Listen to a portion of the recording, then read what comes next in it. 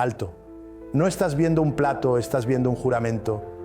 Aquí, el material relata un acto de heroísmo, resiste invasiones y regresa a casa con la misma voz que tenía al salir del taller. Si te dejas guiar por la luz, comprenderás por qué esta rara mayólica es tan valiosa como un documento de Estado. Te llevaré a Urbino, allá por 1539. El diámetro es impresionante, 45 centímetros, y la mano experta del pintor construye una escena coral. Marco Curcio saltando al abismo para salvar Roma, las legiones alarmadas, los caballos encabritados, la puerta de la ciudad a la derecha atrayendo la mirada. En el reverso, un bordado de pergamino rojo rubí encierra la fecha. Una firma indirecta que coloca a la mayólica en el lugar que le corresponde, entre Urbino para la pintura historiada y la órbita de Gubbio para el lustre. Hay un detalle, más único que raro, una primacía en la mayólica historiada que invierte la perspectiva. Un pergamino en primer plano presenta al héroe hablando en primera persona. Lean conmigo, caí aquí, con la fama conmigo, sabiendo que la muerte segura vendría para liberar a mi desconsolada Roma. Es raro en la mayólica que la voz del protagonista emerja de su boca. Aquí se trata de teatro culto, escrito por un erudito de la corte vinculado al duque. La escena no solo está ilustrada, sino representada, y la arcilla, los esmaltes de colores vivos y los brillantes destellos de la loza dorada se convierten en el escenario.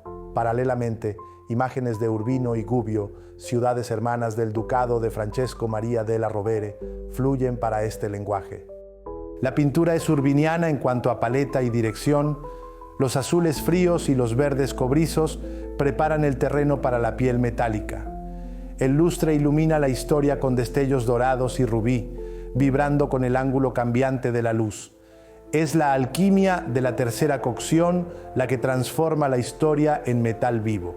Aquí, la superficie se ha mantenido sorprendentemente fresca, porque la obra ha conocido más reposo en las sombras de los casetones que en el desgaste de las habitaciones. La vista lo percibe de inmediato, el lustre no está cansado, responde como una tela tensa y vibrante. Pero ahora cedo la palabra al profesor Ettore Sanipoli de Gubbio para que comente los aspectos técnicos del lustre. Buenos días, profesor, y gracias por acompañarnos. Si le preguntara cómo un lustre rojo cambió la historia de la mayólica italiana, ¿qué diría? ¿Y qué le parece este magnífico plato de exhibición? Comencemos con una distinción clave.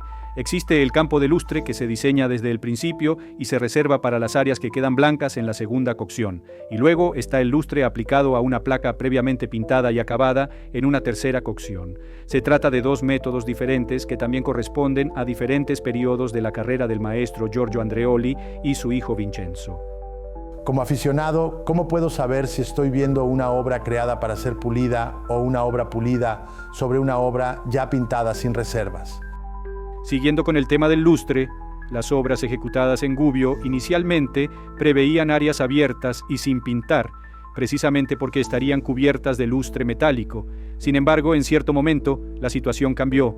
En 1538, la familia Andreoli se expandió y abrió una sucursal en Urbino. Lo sabemos gracias a una escritura publicada por el padre Negroni, en la que Vincenzo Andreoli compró un taller y herramientas a la viuda de Nicola di Gabriele Sbraghe, el famoso Nicola da Urbino. A partir de entonces, y quizás incluso algunos años antes, los lustres se aplicaron con maestría. Esto ocurrió entre finales de la década de 1530 y principios de la de 1540. En este contexto, ya no se buscaban grandes lustres metálicos, sino un uso más musical del lustre. Profesor, ¿qué quiere decir con uso musical? Significa vibración, toques que iluminan sin ser abrumadores, se ven filamentos, puntos, collares, corales, arneses de caballos, detalles que se iluminan, y luego los fondos, los cielos rojos del atardecer con grandes rayos de sol. Estos son motivos recurrentes en la obra de Urbino cuando decide usar lustres. El oro, y especialmente el rojo rubí, dialogan con la pintura ya fijada a alta temperatura. ¿Este plato confirma entonces plenamente esta lectura, la intervención de pulido sobre una pieza ya terminada? Esto lo confirman su tamaño y la calidad del lustre. En cuanto a la pintura en sí, para completar la información, les remito a eruditos como Timothy Wilson, quien ha estudiado este campo con gran autoridad. Pero en cuanto al lustre, vemos exactamente ese lenguaje aquí. El reverso también lo transmite bien. La decoración roja con grandes racimos estilizados cubre toda la superficie, un rasgo típico de esta fase de Urbino, y en el centro, con orgullo, se encuentra la fecha de 1539 y la indicación de los rollos de rubí dentro de las dos bandas amarillas cerca del borde. Quienes nos siguen notan inmediatamente ese rojo. ¿Por qué es tan especial? Porque aquí el rojo no es un color cualquiera, es el rojo rubí asociado al nombre del maestro Giorgio, un logro técnico único, una auténtica alquimia para su época, logrado mediante una tercera cocción en atmósfera reductora. Los óxidos de cobre y plata se transforman en una película extremadamente fina que difracta la luz. Ese rubí, fruto de una receta y un horno, posee un enorme significado histórico en la mayólica italiana. Ha sido admirado y codiciado, pero nunca se ha replicado con la misma calidad durante siglos. Al verlo vibrar en los detalles, se comprende por qué los artefactos vinculados a ese entorno se consideran obras maestras únicas. Entonces, para aquellos que están mirando, ¿cuál es la interpretación más correcta? Observe cómo el lustre se integra en la partitura de la pintura. Si ilumina los puntos adecuados, si orquesta caballos, armaduras y joyas, si el cielo se ilumina en un crepúsculo que no oscurece, sino que realza la escena, entonces sí, está ante una obra madura de este periodo. En este plato, la aplicación del lustre no es un añadido casual, es un segundo director que entra cuando la escena está lista. Profesor, gracias. Diría que hoy hemos visto cómo reconocer un buen plato de presentación y, sobre todo, por qué este tinto sigue cautivándonos y maravillándonos. Gracias, y una invitación a quienes nos escuchan. Si pueden, observen con sus propios ojos cómo cambia la luz en el lustre. Simplemente muevan la placa ligeramente con la mirada. Entenderán por qué el rojo rubí, nacido entre Gubbio y Urbino, ha alcanzado una cima que el tiempo jamás ha superado. ¿Lo oíste?